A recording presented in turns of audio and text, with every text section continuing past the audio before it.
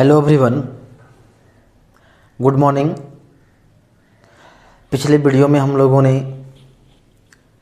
Exercise number 31.2 से related कुछ और जो इम्पोर्टेंट क्वेश्चंस थे वो हम लोगों ने डिस्कस किया हुआ था। एक्सरसाइज के अलावे भी जो क्वेश्चंस थे जो कि बोर्ड एग्ज़ाम में वो सब क्वेश्चंस पूछे हुए क्वेश्चंस थे, आज हम लोग उसी के आगे का जो एक्सरसाइज है उसके बारे में हम लोग जानेंगे। लेकिन उससे वहाँ तक एक्सरसाइज स्टार्ट करने से पहले हमें ये जानना है कि दिए गए क्वेश्चंस का वर्ड प्रॉब्लम क्वेश्चन का आप कैसे मैथमेटिकली पहले उसे आप फॉर्मुलेट करोगे, कौन कौन से स्टेप्स हमें फॉलो करना है और उसके लिए क्या क्या कंडीशंस हैं वो हम लोग डिस्कस करेंगे।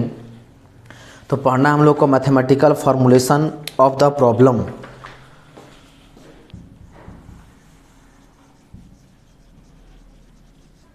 Mathematical formulation of the problem.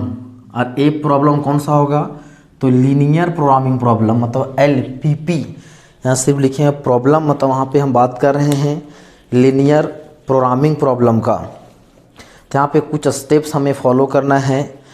तो पहला जो होगा बोल सकते हैं the procedure for mathematical formulation, the procedure for mathematical formulation of the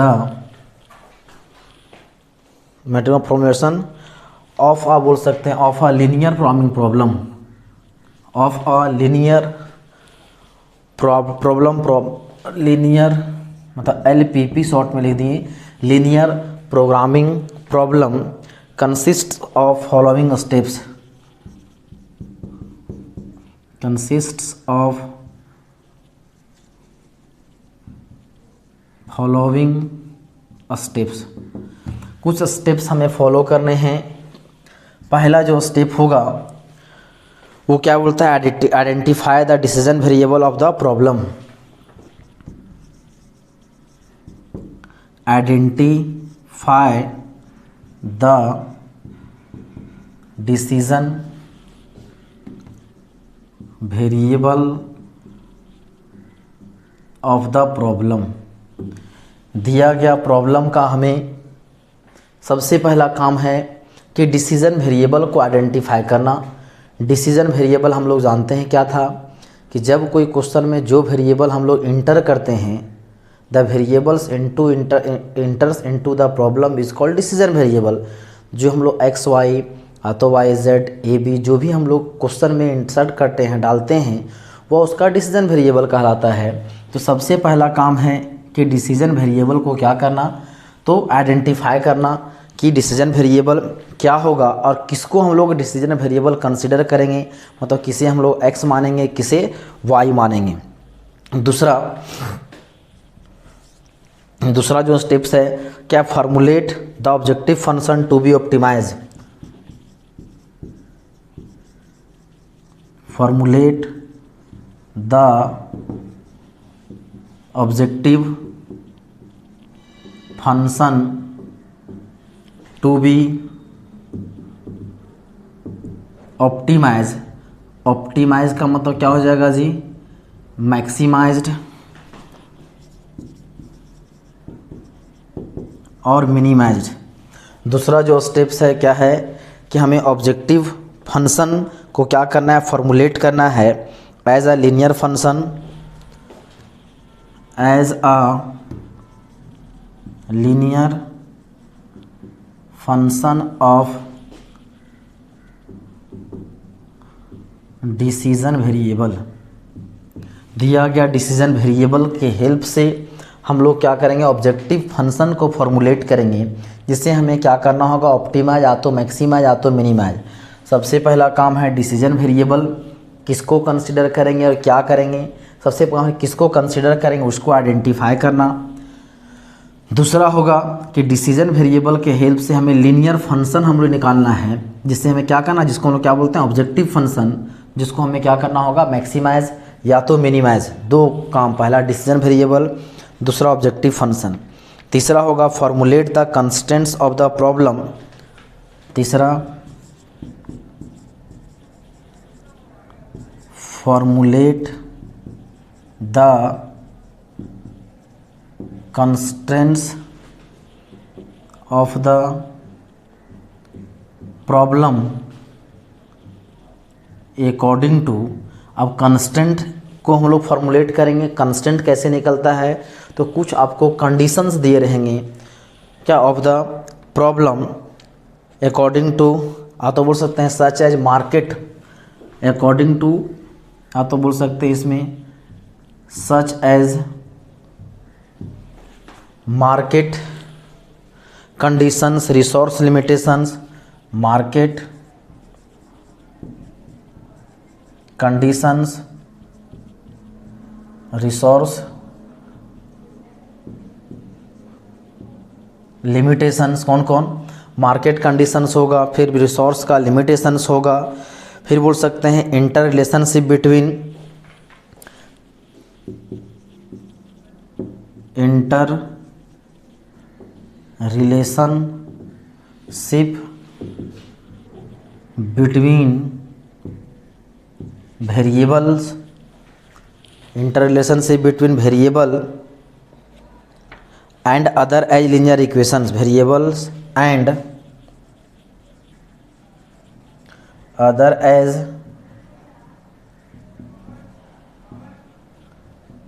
linear in equations.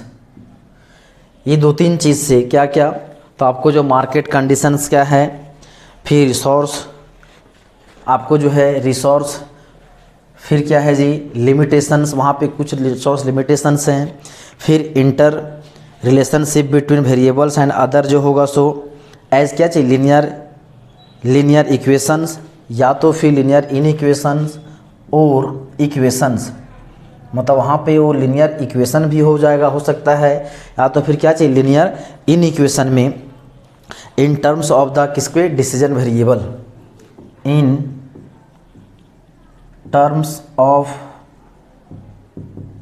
Decision variable. Decision variable के टर्म में हम लोग क्या निकालेंगे जी, कंस्टेंट, और वो कंस्टेंट हमें कहाँ से मिलेगा, तो मार्केट कंडीशन से, या तो रिसोर्स, या तो वहाँ पे कुछ लिमिटेशंस दिए होंगे, या तो inter relationship between variables and other, वो और वहाँ से हमको क्या मिलेगा, एक लीनियर इन इक्वेशन या तो इक्वेशन मिलेगा, जो किसके टर्म में, तो डिसीजन वेरिएबल के टर्म में मिलेगा। उसके बाद क्या होगा, चौथा फिर बोल सकते हैं कि state the feasible alternatives which are generally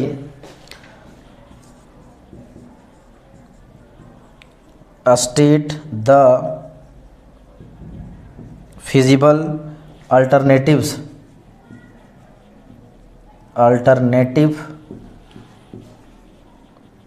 which are generally, ये क्या होता है, नॉन नेगेटिव, जो जनरली क्या होता है नॉन नेगेटिव, मतलब वेरिएबल जो होता है non negative restriction, generally non negative constraint, so that non negative constraints, non negative constraints पूछते हैं, so that negative value of the decision variable, so that negative value of the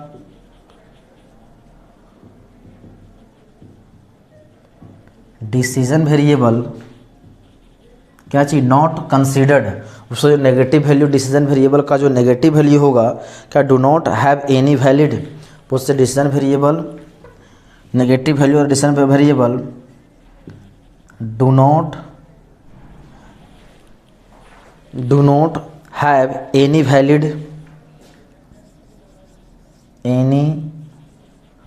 valid physical interpretation. ये 4 steps हम लोग को follow करने हैं, ये बहुत ही इम्पोर्टेंट स्टेप्स बोल सकते हैं। अब देखिए इन स्टेप्स में हमें कैसे कौन चीज़ हमें हम लोग को मिलेगा, जैसे मान के लिए हमें डिसीजन वेरिएबल कहाँ से किसके हेल्प से निकलेगा, फिर जो है कंस्टेंट किन के हेल्प से निकलेगा, इसके बारे में थोड़ा सा हम लोग चर्चा कर लें। तो पहला जो कंडीशन क्या है, तो आइडेंटिफाई डिसीजन वेरिएबल। तो हमें डिसीजन वेरिएबल कहाँ से निकलेगा, ये तो थ्योरेटिकल चीज़ है। हम लोग को प्रैक्टिकली जब क्वेश्चन दिया रहेगा तो कैसे जानेंगे कि डिसीजन वेरिएबल ये होगा, किसको हमें एक्स मानना है, किसको वाई मानना है।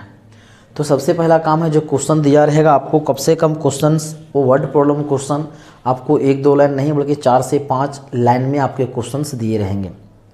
तो सबसे पहला काम है क्वेश्चंस को ध्यानपूर्वक क्या है 2 से 3 बार पढ़ना है, एकदम ध्यान से 2 से 3 बार रीडिंग करना है समझते हुए। ऐसे सिर्फ जो पढ़ना नहीं है उसको समझते हुए पढ़ना है। अब हमें करना क्या है, जैसे मान के चलिए आप यदि, हालांकि सीबीएसई स्टूडेंट्स की बात नहीं करेंगे, जो हिंदी मीडियम के जो स्टूडेंट्स होते हैं, यदि उनको इंग्लिश थोड़ा सा वीक होता है, इंग्लिश का एग्ज़ाम यदि देना होता है, तो हम लोग खास करके हम जो करते क्या थे, जो हिंदी मीडियम के स्टूडेंट्स थे, यदि इंग्लिश का एग्ज़ाम आया है और कोई पैसेज आया है उससे रिलेटेड क्वेश्चंस है, मतलब पहला क्वेश्चन है व्हाट इज़ फैक्ट्री। फैक्ट्री क्या है, तो हम लोग इसका मतलब ये नहीं समझते थे फैक्ट्री क्या होता है। पैसेज देख कर के ये पैसेज हमें पता नहीं इसका मतलब क्या है, तो हम लोग क्या करते थे कि पैसेज जो है उसका पहला क्वेश्चन है तो पहला पारा, तो सेकेंड लाइन में देखेंगे कि कहीं फैक्ट्री तो नहीं लिखा है। अब वो जहाँ फैक्ट्री लिखा पहला फुल स्टॉप से अगला फुल स्टॉप, तो हम लोग आंसर वही लिखते थे। हम इन जनरल हिंदी मीडियम के स्टूडेंट्स की बात कर रहे हैं, सीबीएसई की बात नहीं कर रहे, जो इंग्लिश मीडियम में पढ़ाई की उनकी बात नहीं कर रहे, क्योंकि हमें उतना जो है इंग्लिश का आंसर हमें पता नहीं होता था, तो हम लोग क्वेश्चन देखते थे और उसी को ढूंढ करके आंसर लिखते थे। तो कुछ हम लोग को इस मैथमेटिकल फॉर्मुलेशन जो होगा वर्ड प्रॉब्लम, हम लोग कुछ उस टाइप में तो नहीं, मतलब उसी टाइप के हम लोग क्या बोल सकते हैं काम करना है। हम लोग को डिसीजन वेरिएबल डिसाइड करने के लिए आपको सबसे पहला यहाँ पे वर्ड ढूंढना है, पढ़ना है, क्वेश्चन को पढ़िए और ढूंढिए लाइन बाय लाइन कि कहीं प्रॉफिट या तो कहीं कोस्ट लिखा है क्या। 2 वर्ड ढूंढना है, क्या क्या, कहीं प्रॉफिट लिखा है या तो कहीं कोस्ट लिखा हुआ है क्या। 2 चीज़ एकदम ढूंढना है कि प्रॉफिट है क्या या तो कोस्ट है क्या, कहीं ढूंढना है दिया है कि नहीं। अब दिया रहेगा तो एक कहीं ना कहीं 2 टर्म में दिया होगा, प्रॉफिट दिया रहेगा तो किसी 2 टर्म में रहेगा, कोस्ट भी दिया रहेगा तो किसी 2 टर्म में दिया रहेगा। अब जिसके जिसके टर्म में प्रॉफिट है, एक पेन पर जो प्रॉफिट है 2 रुपया, एक पेंसिल पे प्रॉफिट मान लीजिए 1 रुपया है, तो प्रॉफिट तो दिया गया है किसके किस में, पेन और पेंसिल में। तो किसी एक को मान लेंगे x और दूसरे को मान लेंगे y, और जिसके जिसके टर्म में कोस्ट आ तो प्रॉफिट दिया रहेगा, जिसके जिसके टर्म में कोस्ट आ तो प्रॉफिट दिया रहेगा, उसी में से किसी एक को x मानेंगे और किसी एक को y मानेंगे। तो उससे हम लोग क्या हो जाएगा, डिसीजन वेरिएबल क्लियर हो जाएगा कि डिसीजन वेरिएबल किसको मानना है x और किसको मानना है y। तो कहाँ से बोलें, तो प्रॉफिट आ तो कोस्ट दिया रहेगा, वो देखना है वो किसके किसके टर्म में है। जिसके टर्म में रहेगा किसी एक को x मानेंगे, दूसरे को y मान लेंगे, डिसीजन वेरिएबल का काम कंप्लीट। उसके बाद दूसरा जो इसमें बोला है, formulate the objective function. Objective function को फॉर्मुलेट करना है, तो बोले थे जैसा ऑब्जेक्टिव लीनियर फंक्शन जिसे हमें ऑप्टिमाइज करना होता है तो वो कहलाता है ऑब्जेक्टिव फंक्शन, उद्देश्य। तो ऑब्जेक्टिव फंक्शन को कैसे फॉर्मुलेट करेंगे जी, तो वहाँ पे ऑब्जेक्टिव फंक्शन कैसे बनेगा, तो यही कोस्ट और प्रॉफिट वो दिया होगा कि एक पेन पर कोस्ट इतना रुपया है, एक पेंसिल पर कोस्ट इतना रुपया है। यदि मान के एक पेन पर कोस्ट जो है मान के प्रॉफिट है 3 रुपया और एक पेंसिल पर जो प्रॉफिट है 2 रुपया, और मान लीजिए जो ये पेन और पेंसिल है, मान लेंगे टोटल पेन जो है x बना और पेंसिल कितना बना y, तो यहाँ से हो जाएगा 3x + 2y टोटल प्रॉफिट। तो ये जो बना मान के लेंगे ये z है, तो ये जो लीनियर फंक्शन आया यही मेरा क्या ऑब्जेक्टिव फंक्शन। मतलब प्रॉफिट और कोस्ट जो दिया रहेगा उससे हम वेरिएबल के थ्रू एक लीनियर फंक्शन बनाएंगे, वह लीनियर फंक्शन क्या कहलाएगा, तो ऑब्जेक्टिव फंक्शन कहलाएगा, z कहलाएगा। और यदि मैक्सिमम कोस्ट प्रॉफिट रहेगा, हम जानते हैं इन बिजनेस में क्या प्रॉफिट को मैक्सिमाइज करना होता है, कोस्ट को मिनिमाइज करना होता है, तो प्रॉफिट को मैक्सिमाइज करेंगे, कोस्ट को मिनिमाइज। यदि क्वेश्चन में प्रॉफिट दिया रहेगा तो जेड के पहले मैक्स जेड लिखेंगे, यदि कोस्ट रहेगा तो यहाँ क्या लिखेंगे, मीन जेड लिखेंगे। तो यहाँ जो प्रॉफिट के और कोस्ट की हेल्प से 2 चीज़ निकला कि प्रॉफिट किसके किसके टर्म में रहेगा, डिसीजन वेरिएबल आइडेंटिफाई हो जाएगा, क्या क्या दिया गया है प्रॉफिट और तो कोस्ट कितना कितना है, उसके हेल्प से हम लोग क्या निकल जाएगा, ऑब्जेक्टिव फंक्शंस निकल जाएंगे। तीसरा बोलता है formulate the constraint. Formulate the constant. ये भी बहुत बड़ी समस्या है कि आखिर कंस्टेंट को कैसे डिसाइड करेंगे। तो कंस्टेंट को निकालने के लिए बोलता है कि वहाँ पे आपको मार्केट कंडीशंस कुछ होंगे, रिसोर्स लिमिटेशन कुछ होंगे कि आपको इतना ही काम में इतना करना है, फिर या तो कुछ रिलेशंस दिए होंगे वेरिएबल्स में, और उसके हेल्प से हमें या तो इक्वेशन मिलेगा या तो इन इक्वेशन, जनरली हमें को इन इक्वेशन मिलेगा। तो कैसे निकलेगा? तो देखिए इसको ढूंढने के लिए सबसे आसान तरीका क्या है, आप लोग फिर से वहाँ पे क्वेश्चन पढ़िएगा और 2 वर्ड ढूंढिएगा, 4 वर्ड में क्या क्या, एक कहीं एटलीस्ट लिखा हुआ है क्या, फिर कहीं पे एटमोस्ट लिखा हुआ है क्या, फिर कहीं पे या तो लेस देन लिखा हुआ है क्या, या तो फिर क्या जी मोर देन। इन 4 में से किसी के टर्म में जरूर दिया रहेगा क्वेश्चन। मैक्सिमम चांस है इसी 4 में से एटलीस्ट या तो एटमोस्ट रहता है, लेकिन कभी कभी लेस देन या तो ग्रेटर देन या तो कभी कभी इक्वल भी रहता है। तो इन जनरल रहेगा इन 4 में से। तो हम लोग को ढूंढना है कि एटलीस्ट और एटमोस्ट दिया गया है क्या। अब एटलीस्ट और एटमोस्ट जिसके जिसके टर्म में होंगे वही आपको क्या होगा, तो आपको रिसोर्सेज का काम करेगा तो लिमिटेशंस का काम करेगा। इसी की हेल्प से जिसके जिसके टर्म में एटलीस्ट, एटमोस्ट, लेस देन और ग्रेटर देन या तो मोर देन दिया रहेगा उसके, और उसके हेल्प से हमें क्या मिल जाएगा, कंस्टेंट मिल जाएगा। और जो भी वेरिएबल होगा, चौथा बोलता है कि आपको क्या करना है, तो नॉन नेगेटिव रिस्ट्रिक्शन तो कंडीशन। तो जो भी वेरिएबल हम लोग डिसीजन वेरिएबल मानेंगे तो उसमें क्या होगा, x greater than equal to 0, y greater than equal to 0। और जो हम पेन बना रहे हैं तो पेन का भी वैल्यू जो होगा 0 से बड़ा होगा तो बराबर होगा, y जो पेंसिल भी होगा वो 0 से बड़ा होगा बराबर होगा, नेगेटिव तो होगा नहीं। क्यों? क्योंकि हम लोग ये नहीं बोलेंगे कि मेरे पास जो मेरा फैक्ट्री में जो पेन और पेंसिल बन रहा है, पेन बन रहा है -5 गो पेन बन रहा है, -25 गो पेंसिल बन रहा है, वैसा हम नहीं बोल सकते हैं। तो वहाँ पर इसलिए हो जाएगा x भी पॉजिटिव और y भी पॉजिटिव, मतलब डिसीजन वेरिएबल क्या होगा, पॉजिटिव होगा। तो जगह नॉन नेगेटिव रिस्ट्रिक्शन। तो हम लोग को मेन वर्ड प्रॉब्लम को क्वेश्चन को पढ़ करके क्या क्या निकालना है, डिसीजन वेरिएबल वो कैसे निकलेगा, प्रॉफिट और कॉस्ट जिसके जिसके टर्म में रहेगा, किसी एक को मान लेंगे x दूसरे को y, फिर कितना कितना दिया रहेगा उसके हेल्प से हम लोग क्या मिल जाएगा, ऑब्जेक्टिव फंक्शन। फिर उसके बाद ढूंढना है एटलीस्ट आ तो एटमोस्ट, लेस देन आ तो ग्रेटर देन, जिसके जिसके टर्म में रहेगा उससे हमें क्या मिल जाएगा, तो कंस्टेंट मिल जाएगा और होगा नॉन नेगेटिव रिस्ट्रिक्शन। और एक कंप्लीट क्वेश्चन होने के लिए हमें 3-4 तो कंडीशंस ही हैं। कौन कौन आपको होना चाहिए, ऑब्जेक्टिव फंक्शन, कंस्ट्रेंट और नॉन नेगेटिव रिस्ट्रिक्शन। और 3 चीज़ कैसे निकलेगा वो हम लोगों ने यहाँ से डिस्कस कर लिया है। तो लोग चलिए एक एग्जांपल अब लेंगे, एक क्वेश्चंस लेंगे और उसको हम लोग मैथमेटिकली फॉर्मुलेट करने की कोशिश करेंगे।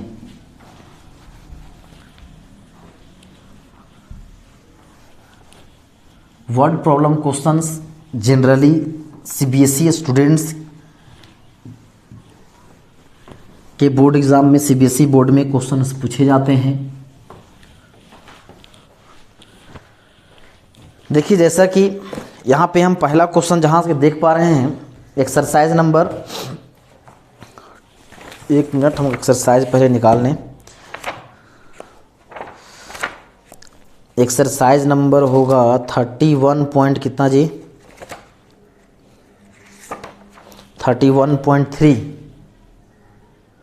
क्वेश्चन देखने से पहले जब मैथमेटिकली फॉर्मुलेट करेंगे तो आपको एक क्या ज़रूरत पड़ेगा, एक टेबल का ज़रूरत पड़ेगा। आप टेबल भी फॉर्म करेंगे। टेबल में पहला जो कॉलम आपका बनेगा ये आपका होगा रिसोर्सेस। दूसरा जो कॉलम होगा यहाँ पे प्रोडक्ट जो भी होगा वो लिखेंगे। प्रोडक्ट 2 चीज़ में दिया होगा, किसी में दिया होगा ए लिखा होगा, या तो बी में किसी 2 में रहेगा। एंड थर्ड यहाँ पे 2 चीज़, या तो यहाँ पे लिखाता है रिक्वायरमेंट, या तो फिर अवेलेबिलिटी, और लास्ट जो यहाँ पे एक और बनेगा वो होगा यहाँ से कॉस्ट या तो प्रॉफिट। अब जिसके जिसके टर्म में कॉस्ट और तो प्रॉफिट होगा वो यहाँ पे लिखेंगे। और हम लोग को 3 टाइप के यहाँ पे क्वेश्चंस पढ़ना है। टाइप्स ऑफ यदि एलपीपी की बात करें, types of linear programming problem 3 तरह का, एक हो जाएगा डाइट,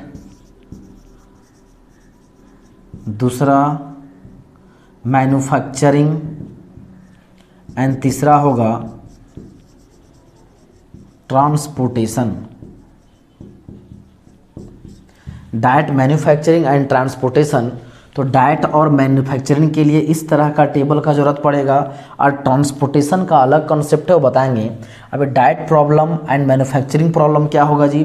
तो डाइट प्रॉब्लम जब कोई क्वेश्चन में खान पान से रिलेटेड क्वेश्चन हो, खान पान से मतलब वो जो भोजन बना करके जो हम लोग को अपने कंज्यूम करना हो, यदि किसी को कंज्यूम करने की बात करें कि हमें पानी इतना लीटर पीना चाहिए, कार्बोहाइड्रेट इतना चाहिए, प्रोटीन इतना चाहिए, जो है फैट्स इतना चाहिए, जितना रिक्वायरमेंट होगा, जो प्रोडक्ट जो बन रहा है उसको हम लोग अपने कंज्यूम करेंगे, खाएंगे, वो क्वेश्चन हो जाएगा क्या चीज़ जी? Diet problem. अब यदि कोई चीज़ यदि मान के चले हम लोग प्रोडक्शन की बात आए, जैसे नट बोल्ट बनाना है, पेन पेंसिल बनाना है, क्रिकेट बैट या तो टेनिस रैकेट बनाना है, या तो कार बनाना है, या तो टेबल एंड चेयर बनाना है, नट बोल्ट बनाना है, तो उस तरह बना करके बेचने की बात आएगा। यदि आप बना करके बेचने की बात आएगा तो आपका आ जाएगा मैन्युफैक्चरिंग। इसी में यदि मान के खाना पीना बना करके हम लोग भोजन बना करके बेच रहे हैं, उससे हमें इनकम हो रहा है, तो वह आपका आ जाएगा क्या चीज़? मैन्युफैक्चरिंग में।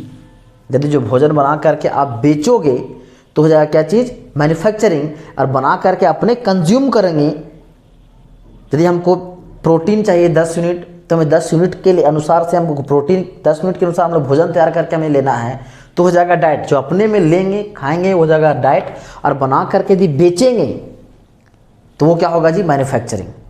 और ट्रांसपोर्टेशन का अलग कॉन्सेप्ट है, जब यहाँ पे जाएंगे हम बताएंगे यहाँ पे। तो दो टाइप में जो टेबल आपको इस फॉर्म में, रिसोर्स प्रोडक्ट यहाँ पे कुछ भी हो सकता है, केक वगैरह भी हो सकता है, नट बोल्ट हो सकता है, और दो टाइप में जो प्रॉफिट और कॉस्ट किसके किसके टर्म में होंगे वो यहाँ पे लिख देना है।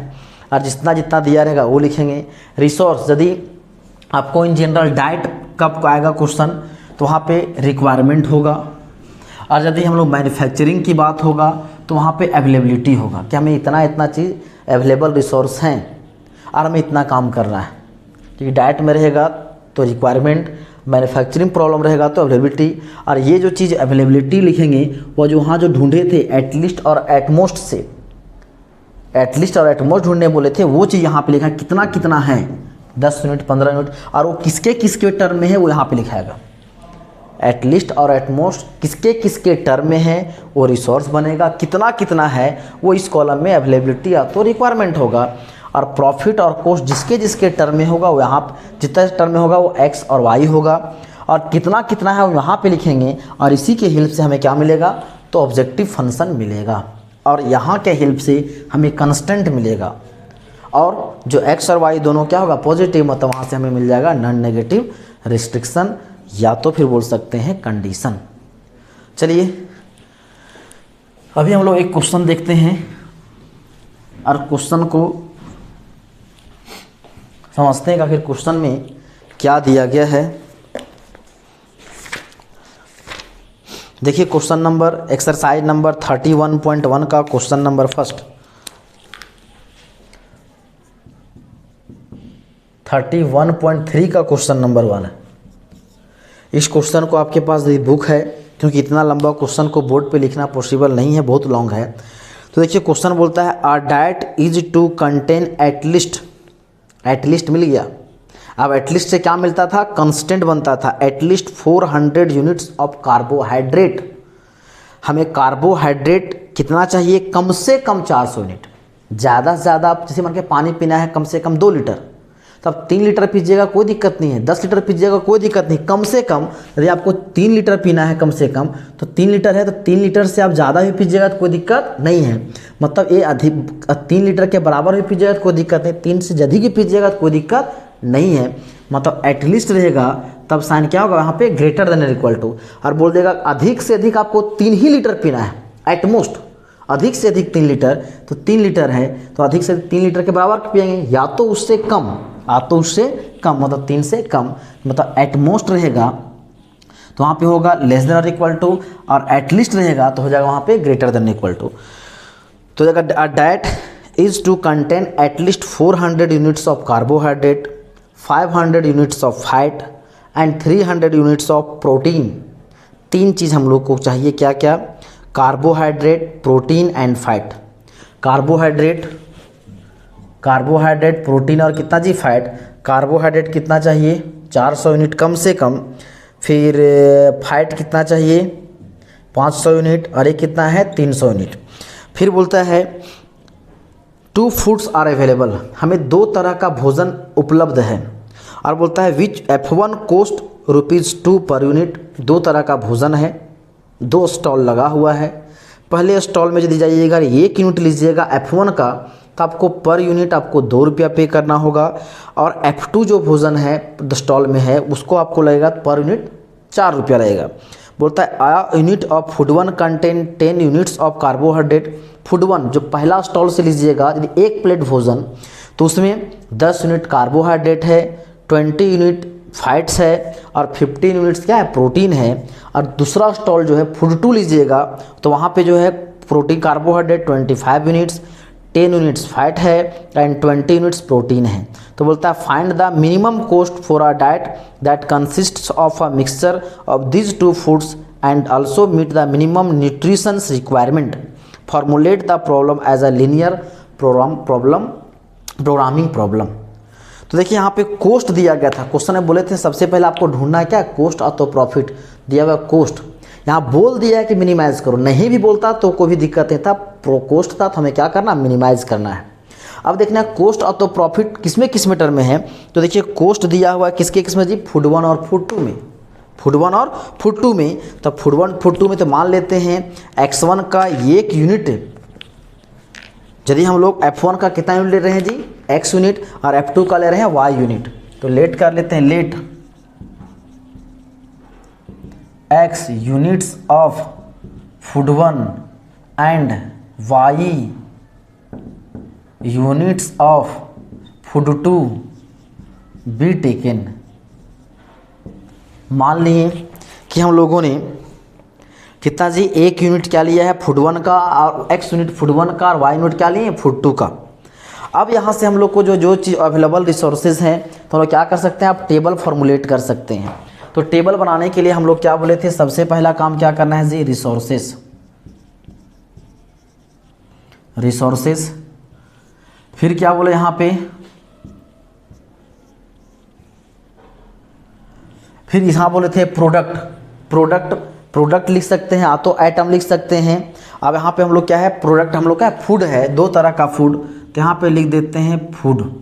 अब फूड कितने तरह का है जी, 2 तरह का, एक है फूड 1 और एक है फूड 2। एंड तीसरा कॉलम बोले थे क्या बनाना है, यदि देखिए ए भोजन क्या बोलता है हम लोग ले करके अपने कंज्यूम करना है तो रिक्वायरमेंट है, तो यहाँ पे लिखेंगे रिक्वायरमेंट।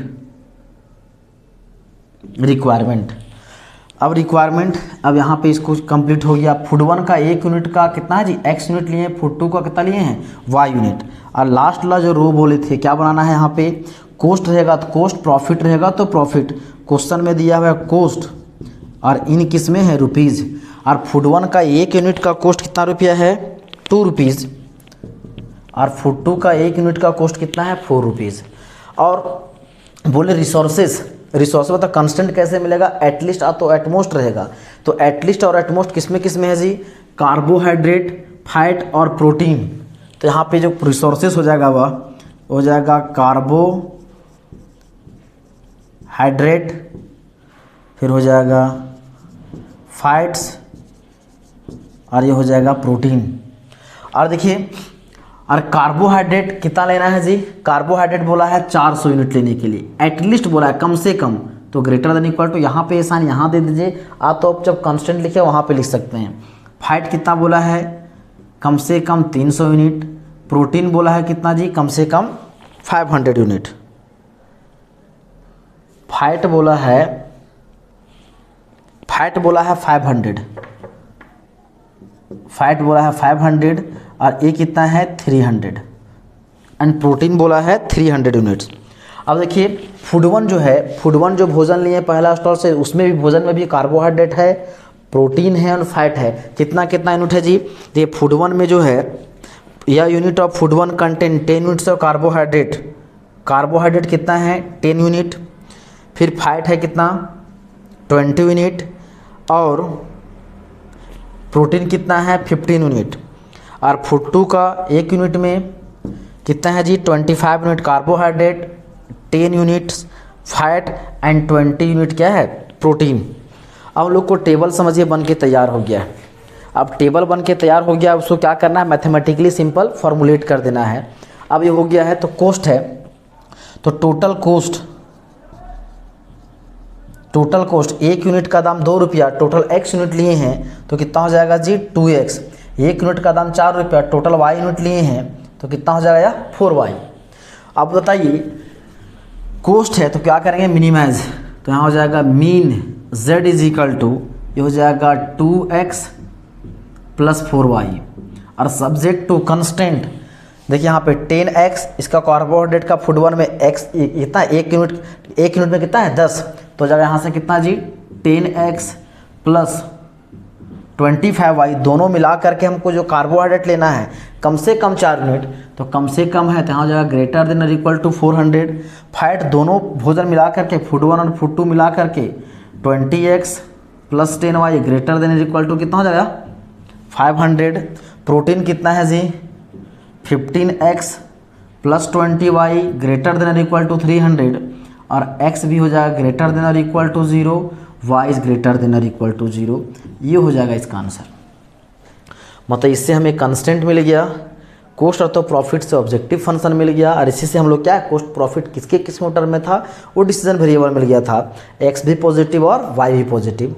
ये जब मैथमेटिकली फॉर्मुलेट हो गया है तो इसको हम आसानी से भी क्या कर सकते हैं, सॉल्व कर सकते हैं, जैसा कि हम लोग 31.2 में एक्सरसाइज में किए हुए थे। हम लोग एक बार इसका आंसर देख लें। 10x प्लस, ये आंसर हम लोग को दिया गया है। चलिए इसको आप नोट कर लें। अब जो बचे हुए जो क्वेश्चंस हैं, इसमें टोटल बहुत सारे क्वेश्चंस हैं, हम लोग क्वेश्चंस करेंगे बचे हुए क्वेश्चंस को। चलिए इसे नोट कर लें। आज के लिए इतना ही, धन्यवाद।